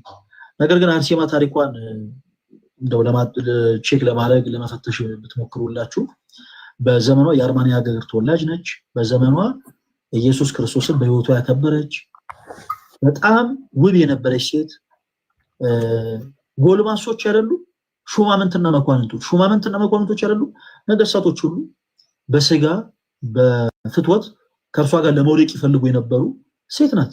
ነገር ግን ይሄንን ሁሉ ሽንገላ የጎልማሶች ሽንገላ አቃላ ስለ ክርስቶስ ኢየሱስ ዓለምን ንቃ የኖረች ሴት ነች። በቤተ ክርስቲያን አርሴማ ሲባል ክርስቶስን ረስተን አርሴማዬ ብለን እሷን እንድናገን አይደለም፣ በእርሷ ህይወት የከበረውን ክርስቶስን ለማየት ነው። እርሷ እኮ ኢየሱስ ስለሚለው ስም ማይ አንገቷን ተቀልታለች።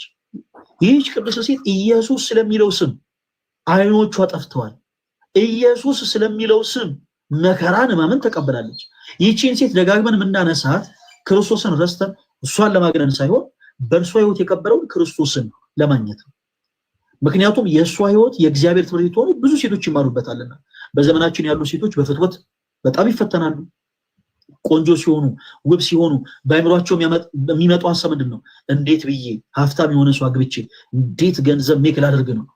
አይሽ የቅድስት አርሴማ የነ መቅደላዊት ማርያም ኦኬ በክርስቶስ እግር ስር ሽቶ ያርከፈከፈችው ማርያም ዘኔን የነዚህ ቅዱሳን ሴቶች ታሪክ የብዙ ሴቶችን ህይወት የሚፈትሽ ስለሆነ ቤተክርስቲያን ዛሬም ድረስ የነሱን ታሪክ ትናገራለች። የምትናገረው ግን ክርስቶስን ረስተው እነሱን ለማንገስ ሳይሆን በእነሱ ህይወት የእነሱ ህይወት የእግዚአብሔር ትምህርት ቤት ሆኖ ሰዎች ይማሩበት ዘንድ ነው።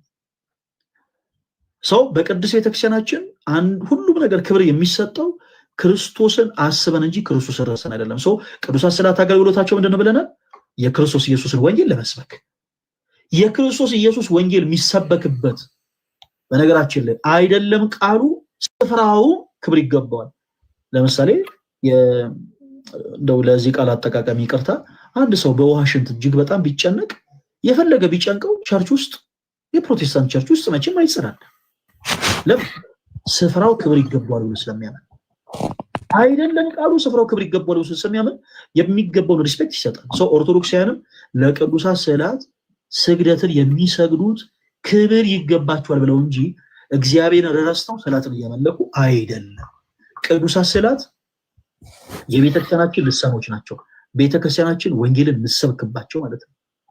ወንጌልን ምሰብክባቸው ለአካል ጉዳተኞች ብቻ ነው ወይ? አይደለም። መጽሐፍ ቅዱስን ገልጾ ማንበብ የሚደክመው በጣም ብዙ ትውልድ አለ። ስፔሻሊ አሁን ማለት መቼም ትረጃለች በዚህ ዘመን ያሉ ሰዎች መጽሐፍ ቅዱስን ገልጦ የማንበብ ፍላጎታቸው እጅግ በጣም የቀነሰ ነው። በጣም ውስን ነው። ሰው መጽሐፍ ቅዱስን ገልጦ እያነበበ ያልሆነውም ትውልድ ወደ ቤተክርስቲያን ገብቶ ሲመለከት ስለ በሆነ ቋንቋ ቤተክርስቲያን በመጽሐፍ ቅዱስ ላይ የተቀመጠውን ሐሳብ ትሰብክለታለች። በሁሉም አይነት ቋንቋዎች ወንጌል ይሰበከች ማለት ነው። በዚህ አጋጣሚ ቤተክርስቲያንን ብቸኛ ያደርጋታል። በሶስቱም አይነት ቋንቋ በሊትራል ላንጉዌጅም በምልክት ቋንቋ በስዕላዊ ቋንቋ ወንጌልን የምሰብክ ብቸኛዋ ቤተክርስቲያን የኢትዮጵያ ኦርቶዶክስ ተዋሕዶ ቤተክርስቲያን እንድትሆን የሚያደርጋት ትልቁ ሪዝን ያ ነው። ሌላ በስዕላት ላይ የምታነሹ ሀሳብ ካለ መሰለኝ እኔ በሆነ አጋጣሚ ወደ ጣና ባህር ዳር ጣና ገዳሞችን የማየት እድል ነበረኝና እዛ አንዳንድ ቤተክርስቲያኖች ገባሁና በጣም ይገርማል። ማለት እዛ ጋር አሁን የገባሁበት ሰዓት አስተርጓሚዎች አሉ፣ ግን መቅደስ ውስጥ ድረስ አልገቡም። እኔ መቅደስ ውስጥ ገብቻለሁ እና ስዕላቶች አሉ፣ ብዙ ስዕል እና ስዕላቶቹ እያንዳንዱ ነገሮች የሆነ የሚገባክ ነገር አለ። እኔ የገባኝ ነገር አለ ስለሌላው ሳይሆን እኔ በበኩሌ የሚገቡ ልጆቼንም ይዤ ነበረ የሄድኩት። በቃ ገባ ስዕሉ በደንብ እኔ አሁን ይሄ ነው ብዬ እንኳን ማስረዳት ለነሱ ባልችል ስዕሉ እንትን ብሏቸዋል። ያንን አንደርስታንድ አድርጌያለሁኝ አውቃለሁ በራሴም እና እኔ አሁን በቃ ለየህልኝ ስዕላቶቹ መገለጫ ናቸው እንጂ አይሰገድላቸውም። ለኔ ያሳምኑኝ በቃ የአክብሮት ስግደት ይሰገዳል ለቅዱሳን ነው። ለልክ የፈለኩት ምን እንደሆነ ታውቃለህ? ይሄ እግዚአብሔር ራሱ ነው ሳይሆን የእግዚአብሔር መገለጫ ነው። ለመገለጫው የሚሰገዳል ኖ መገለጫ ነው ስንል ምን አለ መሰለሽ፣ አሁን መገለጫ የሚለው ቃል አይገልጸውም። ማይ እንዴት መሰለሽ፣ ገላጮች ናቸው። የነሴንስ በመጽሐፍ ቅዱስ ላይ የተቀመጠው ሐሳብ ነው የሚቀመጠው በቅዱሳት ስዕላት። በመጽሐፍ ውስጥ የተቀመጠውን ሐሳብ ራሱን ማለት ነው። ለምሳሌ የራእይን መጽሐፍ ቅድም ጠቅሼልሽ ነበር። ሚካኤልና መላእክቱ ዘንዶን ተዋግተው አሸነፉት ይላል። ሚካኤልና መላእክቱ ዘንዶን ተዋግተው እንዳሸነፉት ቅዱስ ቤተክርስቲያናችን ስለ በሆነ ገላጭነት ታስቀምጣለች። ስለ በሆነ ገላጭነት ገላጭ የሚለውን ቃል የተጠቀምነው ከምን አንፃር ነው? ያ ስዕል የፎቶግራፍ አገልግሎት እያገለገለ አይደለም ነው ባጭሩ። ይሄ ሚካኤል ነው ይወላችሁ። ሚካኤል የምንለው መልአክ ጸጉሩ እንደዚህ ነው፣ ክንፎቹ እንደዚህ ናቸው፣ የሚይዘው ሰይፍ እንደዚህ ነው ብለን የፎቶግራፍ አገልግሎትን እየተገለገልንበት አይደለም። ገላጭ ነው ያልነው የመጽሐፍ ቅዱስን ሐሳብ ገላጭ ነው። ኦኬ ግን ለነሱ አይሰገድላቸውም። ለገላጩ ለተገለጠበት ነገር ለቅዱስ ስዕላት ይሰገዳል። ገላጭ ለሆነው ቅዱስ ስዕል ይሰገዳል። ምን ሰግደው ግን የአክብሮት ስግደት ነው። እንዴት መሰለሽ? ለምሳሌ ቅድም የቸርቹን ምሳሌ ሰጥቶሽ በምክንያት ነው። ለምሳሌ ይሄ መጽሐፍ ቅዱስ ክብር አለው ወይስ የለውም? አለው። በተመሳሳይ ስዕላትም የቤተ ክርስቲያን ልሳኖች ናቸው። በዚህ መጽሐፍ ላይ ያለውን ሐሳብ ገላጭ ሆነው ተቀመጡ እንጂ ባይሰልፍ እነሱ ወርዶች ናቸው፣ ቃላቶች ናቸው ማለት ነው። ቃላቶች ናቸው። በመጽሐፍ ቅዱስ ላይ የተጻፈውን ሐሳብ በአጠቃላይ ቤተክርስቲያናችን የምትሰብክባቸው ቋንቋዎች ናቸው። ስለዚህ ለነሱ ስግደትን እንሰግዳለን። የምንሰግደው ግን ያክብሮት ነው። ስግደት ይሰገዳል ስንል ግን ሰዎች ተገደው ጠመንጃ አፈሙዝ ዞሮባቸው የግድ ሳትፈልግ ወደ ምናምን እንትን በል ምናምን አይደለም። ሰው ወዶ በፈቃዱ አክብሮት ለሚሰጠው ነገር በአጠቃላይ አክብሮት ስግደት ይሰጣል። ምሳሌ ልስጥሽ። ምሳሌ ማያ አንቺ ኦርቶዶክስ ስለነበርሽ አጋጦሽ ሊሆን ይችላል። ለምሳሌ ሰው ወደ ቤተክርስቲያን ቅጥር ግቢ ሲገባ ጫማችን እንድናወልቅ የምንታዘዘው ወደ መቅደሱ ስፍራ ነው አይደል? ይሄ ስፍራ የተቀደሰ ነውና ጫማን ከግራ አውልቅ ተብሎ ለሙሴ የታዘዘውን ትእዛዝ እኛ መናከብ ዘንድ ወደ መቅደሱ ስንገባ ጫማችን እናውልቃለን። ከግቢው ጀምሮ ለምሳሌ ጫማ የሚያወልቅ ሰው ተመልክተሽ አታውቂም? አውቃለሁ። ሰው አሁን እንዲህ በማድረጋቸው ስተሰርታችኋል አይባልም ነው። ይሄ ሰዎች ሪስፔክት መስጠት በሚፈልጉበት አይነት መልኩ በቃ ክብርን ሰጥተዋል። ጫማቸውን ያወለቁት ለሌላ ነገር አይደለም፣ በጣም ከውስጣቸው ያለውን ሪስፔክት ለማሳየት ነው። ሌሎቹ በጫማቸው ግቢ ውስጥ የሚሄዱት ደግሞ ኃጢአተኞች ሆነው አይደለም፣ ደፋሮች ሆነው የሆነ እንደው ፍሮን እየተዳፈሩ አይደለም። ግን ሞር ደግሞ ጫማቸውን ከግቢው ጀምሮ ያወለቁ ሰዎች ያላቸውን ክብር እየገለጡ ነው ያሉት። ስለዚህ ለቅዱሳት ስዕላት አይደለም ለቅዱሱም ስፍራ የአክብሮት ስግደትን እንሰግዳለን። እንኳን ለቅዱሳን ስዕላት እንኳን ለተቀደሰው ስፍራ ለቅዱስ ቃሉ ይቅርና በሽበት ለከበሩ ሰዎችም የአክብሮት ስግደት ይሰገዳል። ስለዚህ በቅዱስ ቤተክርስቲያናችን ክብር ለሚገባው ሁሉ ቅዱስ ጳውሎስ በሮሜ መልእክቱ ምዕራፍ 2 ከቁጥር 17 ክብር ለሚገባው ሁሉ ነው የሚለው። ሁሉ ማለት ክብር ለሚገባው ሁሉ፣ ክብር ለሚገባው ሁሉ ምን ስጡ ይለናል? ክብርን ስጡ። ስለዚህ የአክብሮት ስግደት ማለት ክብር ማለት ነው። የአክብሮት ስግደትን ክብር ለሚገባው ነገር ሁሉ እንሰጣለን። አሁን አንዳንዶች እኔ ለሚካኤል እሰግዳለሁ ግን ለሚካኤል የምሰግደው ሲገለጥልኝ ነው ይላል። በጣም ብዙ ፕሮቴስታንት ተመልክተሽ ከሆነ እንደውም ይሄን ትምህርት ለመቃወም ስግደት ለኢየሱስ ብቻ ነው የሚገባው ይላል። አይደለም? አይደል? ስግደት ለኢየሱስ ብቻ ነው የሚገባው ይበሉ እንጂ ለኢየሱስ የሰገደን ፕሮቴስታንት ግን ተመልክተሽ አታውቂም። ስግደት ለማን ብቻ ነው የሚገባው ይሉሻል? ለኢየሱስ ብቻ። የትኛውም ፕሮቴስታንት ግን ራሱን አጎንብሶ ለኢየሱስ ክርስቶስ ግን ሰግዶ አያውቅም። እኔ ለኢየሱስ በጭንቅላቴ ቆማለሁ፣ እኔ ለኢየሱስ እንዲያረጋለሁ ምናምን ይባላል። ግን ስግደትን ባይተሰልፍ እንደው ገልጠውት ኤክስፕረስ አድርገውት በአክሽን ደረጃ ለኢየሱስ እንደዚህ ነው የምንሰግደው የሚሉ የፕሮቴስታንት ስርዓት የለም። የተነሳው ነገሩን በትክክል በሚገባ ካለመረዳት የተነሳ ሰው ስዕላት አገልግሎታቸውን በደንብ ተረድተሻል። ለስዕላት ይሰገዳሉ፣ ያው ይሰገዳል። የሚሰገደው ግን ይሄ የአምልኮ ሆኖ አይደለም፣ እያመለከናቸው አይደለም። ክብር ስላላቸው የአክብሮት እንሰግዳለን። ኢቭን መጠሪያቸውም ቅዱሳት ስዕላት ስለሆነ ቅዱሳት በተቀደሰው ስፍራ ላይ የተቀደሰውን የክርስቶስን ቃል ቤተክርስቲያናችን ስለ በሆነ ቋንቋ የምትሰብክባቸው ልሳኖቿ ስለሆኑ ክብር ስለሚገባቸው የአክብሮት ስግደትን እንሰግዳለን። በጣም የሚገርምሽ ነገር ማይ የአክብሮት ስግደትን አትስገዱ የሚሉ ሰዎች ለራሳቸው ያሰግዳሉ። በፕሮቴስታንት ቸርች ውስጥ ተመልክተሽ ከሆነ እኔ ፕሮፌት ነኝ እኔ ገሌ ነኝ ይባላል። ከዛ በኋላ ሰው ሁሉ መጥቶ ይንበረከክላቸዋል። ነው ለቅዱሳን አትስገዱ ብለው ሰዎችን ከጠሩ በኋላ ግን እነሱ ራሳቸው ለራሳቸው ተሳጋጅ ሆነ። ኦርቶዶክሳውያን ግን ስግደት ምንድነው ለይተው ያውቁታል። ልክ እንዴት ቅድም ባነሳ ነው በዜና መዋዕል መጽሐፍ ላይ እንደተጠቀሰው ማለት ነው። አምልኮ ስግደት ለማን ነው የሚገባው? ለአምላካችን ለእግዚአብሔር። የአክብሮት ስግደት ደግሞ ክብር ለሚገባው ሁሉ ለምሳሌ እኔ ወደ ተቀደሰው መቅደስ ስገባ 3 ጊዜ እሰግዳለሁ። 3 ጊዜ ስገድ የሚል ዶክትሪን ኖሮኝ አይደለም። እኔ ግን መቅደሱን ስለማከብር ቅዱሱን ስፍራ ስለማከብር ለተቀደሰው ስፍራ 3 ጊዜ የአክብሮት ስግደትን እሰግዳለሁ። ከዛ በኋላ ውስጥ ደግሞ ገብቼ በመንበሩ ፊት የአምልኮ ስግደትን ለአምላኬ ለእግዚአብሔር እሰግዳለሁ። የአክብሮት ስግደትና የአምልኮ ስግደት እጅግ በጣም የተለያዩ ነገሮች ናቸው። ለቅዱሳን ስዕላት የምንሰግደው የአክብሮት ስግደትን የአምልኮ ስግደትን አይደለም። ሌላ ጥያቄ ካለሽ ማያ አንሺ። ሌላ ጥያቄ የለኝም፣ ግን ላስተላልፍና ልውረድ። እሺ አሁን እኔ ጴንጤን ወክዬ አላውራ፣ ግን የተወሰኑ አብረን ያለን ሰዎች አለን። በጣም እያስተማርከን ነው ማለት ኦርቶዶክስን ሳናቃት ምንም ጥያቄ የሌለው እኔ በእኔ በግሌና የኔ ጓደኞች ሳናቃት የሚወጣ ነው። ገባክ? አሁን እናንተ ኦርቶዶክስ እንደዚህ ነው የምታስተምረው እያልክ እያስተማራችሁ ነው። ቴንኪዩ። ገባ? ይህ የህይወት ጉዳይ ነው። ስለዚህ አሁን እዚህ ጋር የምትሳደቡ ምናምን ጴንጤዎች ካላችሁ ኑና እንደዚህ በመጽሐፍ ቅዱስ ላይ መነጋገር ነው። መሳደብ እኮ ምንም የሽንፈት ምልክት ነው። ስለዚህ እኛ ፈለግ እናመሰግናለን፣ እየተማርን ነው። ወደፊትም ብዙ ታስተምረናለህ ብለን እናስባለን። በተረፈ ደግሞ ቢል የምትባለው ውሸት ምናምን የምትለው ኤኒዌይስ እግዚአብሔር ይርዳ። እኛ ማለት የድሮ ጴንጤዎች ብለን ነው እኛ ራሳችንን የምንቆጥረውና እኛ ተሳዳቢም አይደለንም።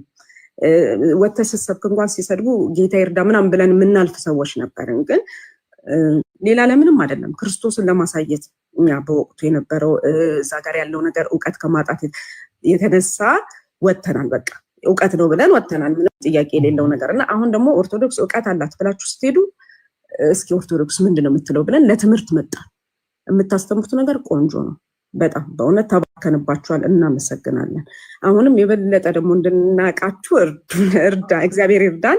እናንተም አስተምሩ። እዚህ ጋር በሚሳደቡት ምናምን በሚናገሩት ምንም በቃ እውቀት የሌለው ሰው ነው የሚሳደበው። እውቀት ያለው መጥቶ ያስተምራል። እንደዚህ እናንተም አስተምሩ፣ ለሌሎችም ትደርሳላችሁ ብለን እናስባለን። እኛም ያው እየመረመርን እውነታውን እንግዲህ እግዚአብሔር ወደ ረዳን ነገር እንሆናለን። በተረፈ ተባረክ። ዘመንክን በጣም ነው እኛም የምናመሰግነው። በዚህ አጋጣሚ ማሂ ትንሽ ሶሻል ሚዲያው እንዲህ አይነት ጉዳይ አለበት። ምንድነው መሰለሽ ቲክታክ ፕላትፎርም እንደ ገበያ ቦታ ነው።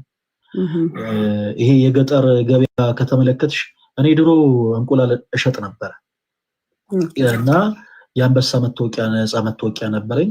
7 ቁጥር ባስ ከአዲስ አበባ ተነስታ አሊልቱ ድረስ ትሄዳለች። ሰንዳፋን ምናምን አልፋ እና አሊልቱ ሐሙስ ዕለት ገበያ አለ እና እዛ ገበያ ላይ ሄጄ ከተለያዩ ገበሬዎች እንቁላል እገዛለሁ እና እንቁላል ስገዛ በጣም የሚገርማችሁ 2 እንቁላል ብቻ ይዘው የሚወጡ ገበሬዎች አሉ። ኖሯቸው ደግሞ 18 20 እንቁላል ይዘው የሚወጡ አሉ። በርከት አድርገው ደግሞ 40 30 እንቁላል ይዘው የሚወጡ አሉ። በጣም የሚገርማችሁ ሁሉም ያለቻቸው ነው የሚወጡት።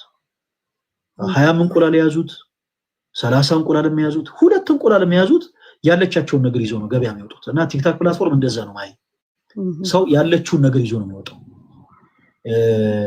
በጣም ጥሩ ዕውቀት ያላቸው ሰዎች ያሉበት ፕላትፎርም፣ በዛው ያክል ደግሞ በጣም ውስን የሆነ ጨለምተኛ የሆኑ ሰዎችም አሉበት እና ፕላትፎርሙ ልክ እንደዛ ስለሆነ በብዙ ቦታ ተስጫቸው እንደ ሎጥ ሚስት ወደኋላ እንዳትመለከቺ። አባባሌ አሁን ላይ ለምሳሌ የሆኑ ሰዎች ሜንሽስተር ስለሰማው ነው እና አንዳንድ ጊዜ ፕሮቴስታንት ሆነው ራሱ ፕሮቴስታንትን የሚወክሉ ሰዎች አሉ። ትክክለኛ ፕሮቴስታንቶች ለእህታችን ማሂ እንደሚያደርጉት አሁን እኔ እህታችን ማሂ ፖዚቲቭ ሆና እኛን ስለወራች ፖለቲካ ለመስራት ሳይሆን ትክክለኛው ፕሮቴስታንት ለምሳሌ እንበልና እኔ ፕሮቴስታንት ብሆን ማሂ ልክ ፈለጋ ባወራበት አይነት ቶን በፍቅር ነው ማውራት። ምን አለ መሰለሽ የኛ ትምህርት በዚህ ዙሪያ እነሱ እንደዚህ ብለው ቢያምኑ እኛ ግን እንዲህ ነው የምናምነው ብለን የራሳችን መረዳት ደግሞ እኔ ለመንገር እሞክራለሁ። ከዛ ውጪ ግን ኦርቶዶክስም ይሁን ፕሮቴስታንት የዘለፋን ቃል የሚናገር በአጠቃላይ እሱ በቃ ጨለምተኛ ነው። ቤተክርስቲያኑን የማይወክልም ቤተ እምነቱን የማይወክልም እና ኢቭን ፕሮቴስታንቶች እናንተን የማይወክሏችሁ ለማለት ያክል ነው። ማሂ ስለ ትሪኒቲ የተለያዩ ሀሳቦችን ደግሞ ፕሮቴስታንት የሆኑ ሰዎችን ድንገት ብታገኝ ብትጠይቂ ደስ ይለኛል። ምን እናደርጋለን? ማሂ ፎሎ አድርጌሻለሁ እና አክሴፕት አድርጊውና ከዛ በውስጥ መስመር እናወራለን። ሌሎች ሀሳቦችን በተለይ ስፔሻሊ በሳልቬሽን ዙሪያ በነገረ ድነት ዙሪያ የእናንተ ቸርች እንደምታውቂው ሰዎች በማመናቸው ብቻ የዘላለም ሕይወትን ያገኛሉ ብላ ነው የምታምነው አይደል? ኦርቶዶክስ ቤተክርስቲያን ደግሞ ሰዎች በማመናቸው ብቻ የዘላለም ሕይወትን ያገኛሉ ብላ አታስብም። ሰዎች በክርስቶስ ኢየሱስ ማመናቸው ይቀጥላል፣ ካመኑ በኋላ ደግሞ በበጎ ስራ መጽናት አለባቸው ብላ ታስባለች። እና እኒህንም ሀሳቦች ደግሞ በእንችል እንድናወራባቸው በሳልቬሽን ዙሪያ ምን እናደርግ እንግዲህ ዛሬ መጠየቅ የምቻቸውን ፕሮቴስታንት የሆኑ አገልጋዮች በአጠቃላይ ጠይቂ ስለ ሳልቬሽን እምነት ብቻ ስንልኛ ምን ብለን እያስተማርን ነው? የኦርቶዶክስ እምነትና ስራ የሚለው ትምህርት መጽሐፍ ቅዱሴ እንዳልሆነስ መጽሐፍ ቅዱሴ ማስረጃችን ምንድን ነው የሚሉትን ነገሮች በአጠቃላይ በደንብ ጠይቂ፣ በደንብ ቼክ አድርጊ። ከዛ ነገ በተመሳሳይ እንደዚህ መተሽ ደግሞ ስለ ሳልቬሽን ብናወራ ደስ ይለኛል። ትልቁ ልዩነታችን በሆኑ ትምህርቶች ላይ ማለት ነው። ደስ ይለኛል። በቃ መልካም፣ በቃ አክሴፕት አድርጊው። በውስጥ ጽፍልሻለሁ። ነገ እንደገባው ላንቺ ሼር አድርግልሻለሁ። እንገናኝና እናወራለን። እሺ፣ ቴንክ ዩ ፈለገ። እሺ፣ ማይ እናመሰግናለን። ሰላም ነው። አሜን። ሰላም። አሜን።